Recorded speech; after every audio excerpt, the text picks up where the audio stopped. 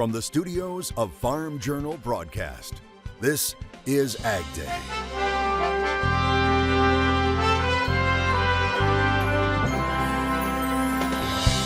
How did southern plants survive that blast of winter weather last month? I figured roughly a 15% loss over the whole field. We head into the strawberry fields of Louisiana.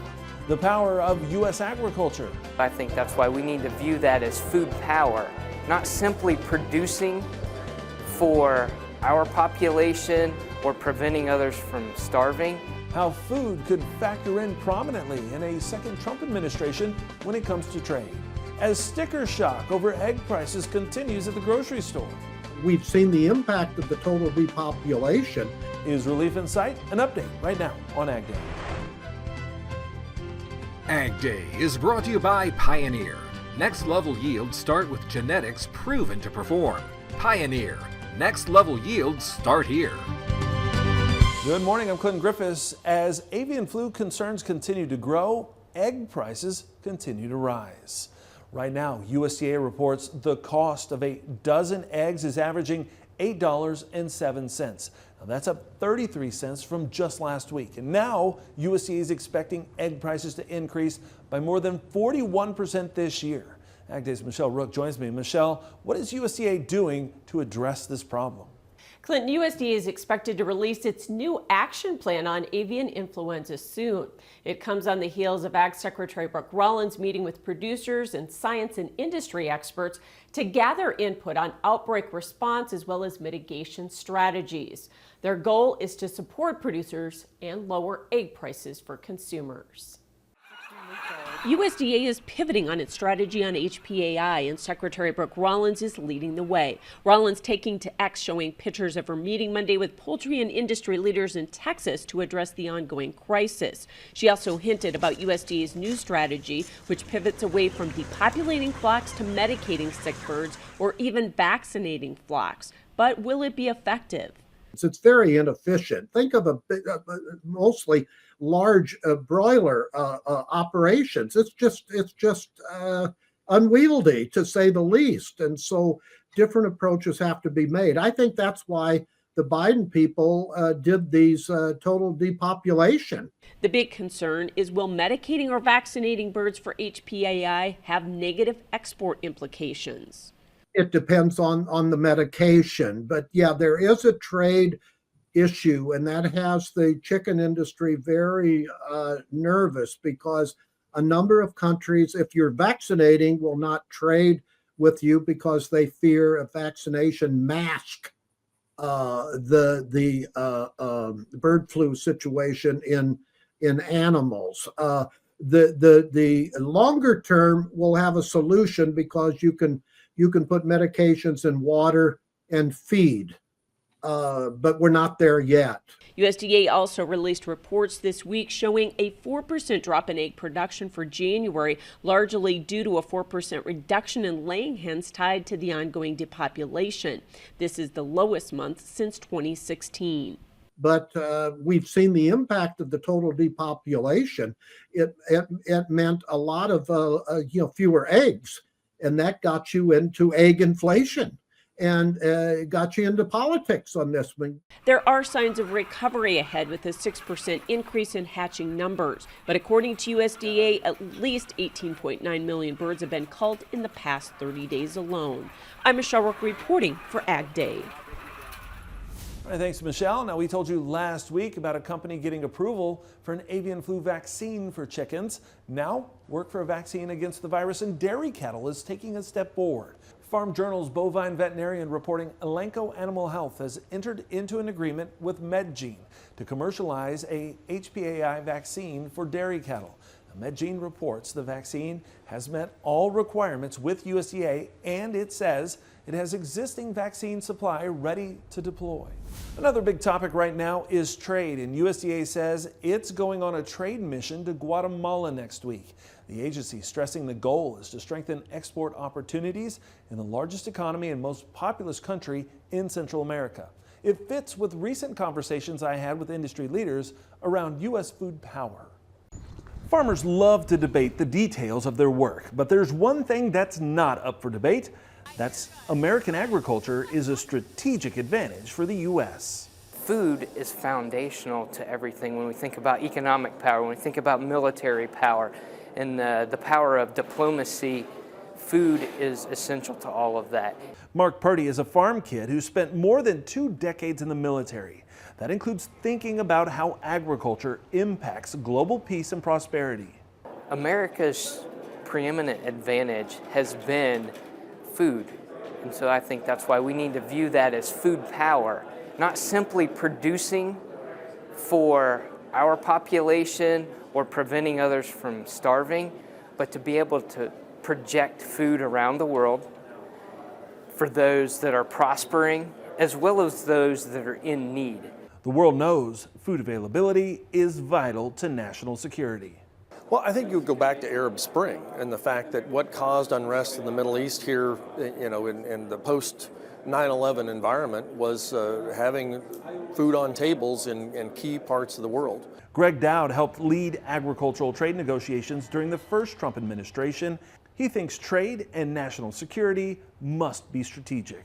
We need to go back and look at some of what our territory is from a military perspective. What's the ground you can take and hold and keep New Zealand and Europe and other countries out of there? And if we don't rise to that level of not just production, but overproduction, so that we can project that around the world, others fill that gap. Others that don't have the same democratic ideals and the leadership ideals of others. Purdy says today, countries like China, Russia, and others understand this and are now prioritizing their global agricultural strategy. They know how important agriculture is because they've been through periods of time where starvation and hunger toppled their governments. He says that risk is also our greatest opportunity. We're extremely blessed. We've been able to take this for granted, but we're at an apex now of this great power competition to where we have to understand that and really articulate that in a serious national strategy. And we've been keeping you updated on the situation with 2 of our top trading partners, Canada and Mexico. President Trump saying earlier this week his planned 25% tariff on both countries are still planned to take effect on March 4th at the conclusion of a 1-month suspension. We're on time with the tariffs, and it seems like that's moving along very rapidly. We've been mistreated very badly by many countries, not just Canada and Mexico. Mexican President Claudia Sheinbaum reaffirming her commitment to securing a deal with the U.S. to prevent the 25% tariffs, emphasizing Mexico's dedication to addressing the fentanyl crisis and maintaining strong trade relations under USMCA. Now, she also noted Mexico is considering additional tariffs on imports from countries without free trade agreements, particularly with China. Several parts of the country continue to enjoy a break from the snow and cold. How long could it last? Meteorologist Alyssa Heilman has an update. That warmth is definitely going to stick around for a large portion of the United States, especially today where we're expecting to see many of those warmest temperatures we've seen in quite some time. So seeing 60s in some areas of the Midwest, 65 in St. Louis, 66 in Cincinnati, 51 in Chicago, and again, more warmth as we go towards the East Coast, 70 in Richmond, 55 degrees in New York City in the end of February. So definitely seeing that warmth across the United States. A little bit cooler as we get into the Northwest, 48 in Salt Lake City and in Billings. Now going into tomorrow morning, we're seeing, of course, those temperatures drop as they do overnight, but still seeing warmth for this time of year for those morning hours. A lot of 30s, 34 in St. Louis, 38 in Omaha, 39 in Rapid City. And going into tomorrow, again, more of that warmth, most of those temperatures slightly lower, but still seeing above average for this time of year. And Dan Lewis in Gaston, Oregon, dealing with the results of a recent atmospheric river. He says this is what 5 inches of rain looks like in the last 72 hours. Dan adds he is ready for spring. I'll have more on your forecast coming up. The latest on possible funding freezes from USDA, the agency suspending a scholarship program for students from rural or underserved communities. It's called the 1890 Scholars Program. It provided recipients with full tuition and fees for students studying agriculture, food, or Natural Resource Sciences at one of 19 universities known as the 1890 Land Grant Institutions. Last year, USDA set aside more than $19 million for the program, with 94 students awarded scholarships. The Associated Press says Secretary Rollins will review the program, its mission and metrics to ensure taxpayer resources are used efficiently. Feeder cattle markets continue to make some big gains. What's fueling that market? We'll discuss it coming up next in Markets Now. And later, a favorite summertime treat is already in bloom in the deep south. Why a rare snowstorm turned out to be a blessing for the crop in the country.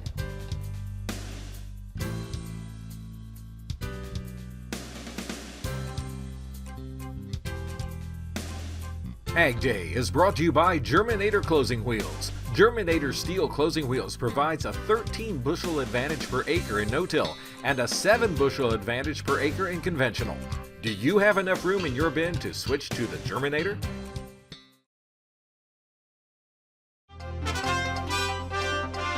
Grains continue to fall on Tuesday while cattle continue to make gains. How high could those prices go? Michelle Rook is back with more in Markets Now. Well, grains ending mixed, but well off of session lows on Tuesday with the cattle market to the plus side. Vince Boddicker is joining us with analysis. So we have a lot of things that the grain markets are trying to chew through here right now, including end of month. You've got, the USDA Ag Outlook Forum and then tariffs on top of that, right, Vince? Yes, and then lots of things to keep people on edge and not sure where they want to be, especially after as long as the funds have been in that corn market. Tuesday's market, I think, was interesting that you hit it hard again and thought, okay, here we go. And then we started to recover. Beans led it, which would make some sense in here, with the exception of the South American weather getting better. But just because of Ag Forum, I think, on Friday, and possibly decreased bean acres and increased corn acres. But real question is, we're not the only ones that know it, is most of that plugged into the market. And you wonder if it isn't, and it's time for a little relief. Right. But soybeans, they bounced off of support, and the corn market looks like maybe we've corrected enough here from a retracement level. We always would think if you get a market like this, when you've been really good, corn pulled back 25 to 35 cents, and you were in that range on Tuesday morning before they turned around. Without some help from the soybeans, I'm not sure that it did a lot in there, but I think you got to be cognizant of the fact and just keep watching it in here. I'm not sure you run away, but one would still wonder if you got a 10 or 15 cent rally off of that bottom in corn. By the time you got to Friday morning, it may not be a bad idea to have a few hedges on just in case what USDA may tell us. What about the cattle market, Vince? We did end higher for the third day. Is that market anticipating better cash trade this week or a bottom in the cash market? And how much retracement do you think we'll see? I think Tuesday's higher print in the box beef and also higher at noon on Tuesday was helpful on that side of it. Looks like the South is going to ask for 2 to 201, whether they get it or not. I'm not sure, but demand is still holding up in there. And until that falters, I don't think the packer is going to be able to push this thing a lot lower, at least short term. Thanks so much, Vince Boddicker with Farmers Trading Company. We'll have more AgDay coming up. Watch Markets Now with Michelle Rook on the Farm Journal YouTube channel, keeping you updated throughout the day on the markets at the open, midday, and close. Find out what moved the markets today and what to expect the market to do next.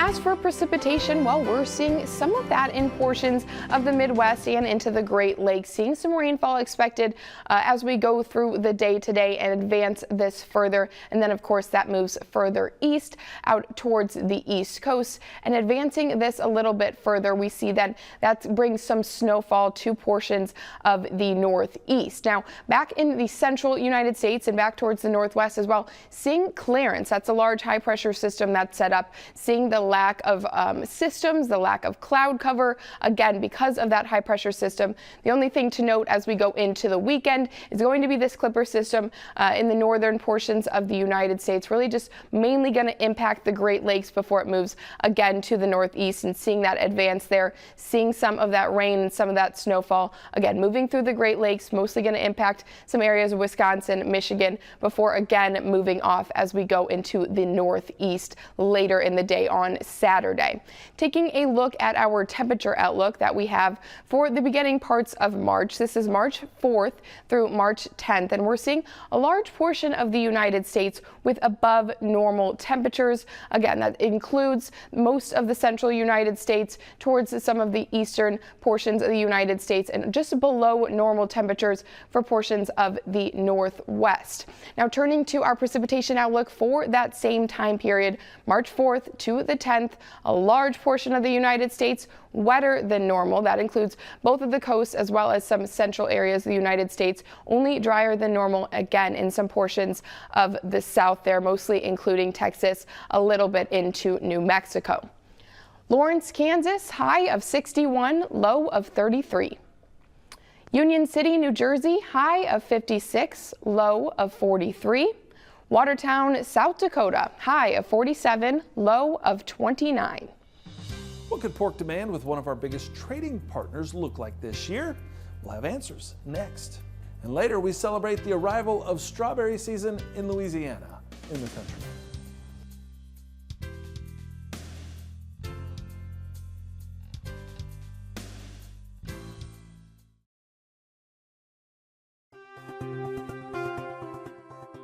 A new global report on pork shows producers remain cautious when it comes to herd expansion. Rabobank reporting there are still rising uncertainties around the world, including increasing political tensions. Researchers pointing to recent issues in countries like South Korea and potential policy changes from the U.S. and its trading partners. They also say disease risks remain, including African swine fever in Asia and Europe, and porcine respiratory and reproductive syndrome virus around the world, along with a recent foot and mouth disease outbreak in Germany. However, Rabobank says production costs are likely to decline further, but weather could still influence harvests and feed costs. Focusing in on China, the country's pork demand may not have any more room for growth. That's according to a researcher with the state-backed Chinese Academy of Agricultural Science. He says given the current price of pork, it is not recommended companies expand breeding sow capacity this year, and they should instead focus on improving the efficiency of breeding sows. The state council said it will strictly enforce and supervise pig slaughter and regulate pork production capacity. China imports of pork meat and offal shrunk more than 15% last year, making a fourth consecutive annual decline. And the researcher predicts further decline this year. Strawberry lovers rejoice. The Louisiana crop will soon be coming in. A look at what's been an eventful growing season next.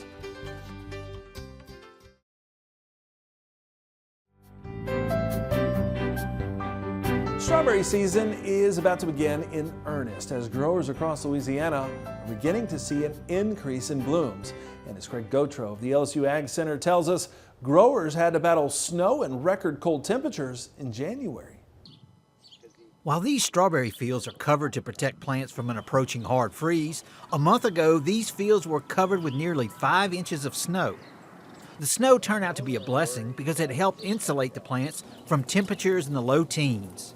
This blanket helped minimize the damage. Fortunately, it turned out really well. Uncovered, went to picking the next day. No frozen fruit. I figured roughly a 15% loss over the whole field.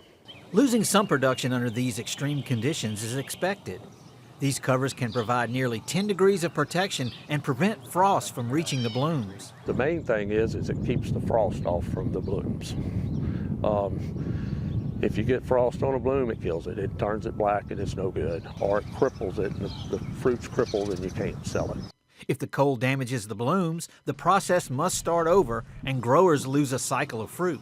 The berry plant, 21 days typically we see from strawberry bloom until harvestable fruit.